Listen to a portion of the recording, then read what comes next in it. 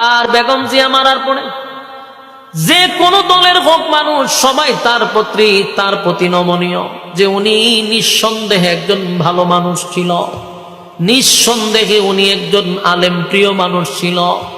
ওনার এই 3 বারের প্রধানমন্ত্রী হওয়ার পরে কোনো আলেমদের বিরুদ্ধে গালি নাই, ইসলাম বিদ্বেষী কোনো বক্তব্য পাই নাই। হ্যাঁ, আধিপত্যবাদের বিরুদ্ধে উনি খুব মারাত্মক হুঙ্কার রাখছে।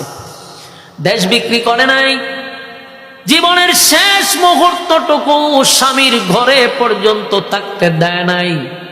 ঠিক না বেটি? জালেমরা কত জুলুম করছে। এই মহিলা বৃদ্ধ বয়সে স্বামীর স্মৃতি নিয়ে বসা ছিল, সেই ঘরে থাকতে দিল না, ঘর থেকে বাহির করে দিল, জেলখানায় নিল, সেখানে গিয়ে অসুস্থ হইল, নির্যাতন করল। এরপরে উনি দুনিয়ার থেকে শেষ পর্যন্ত চলে গেল। কিন্তু আমাদের কথা থাকবে, আমরা এদের জন্য দোয়া করি যারা আধিপত্যবাদের বিরুদ্ধে, আমরা তাদের সঙ্গে আছি। ঠিক কিনা বলে?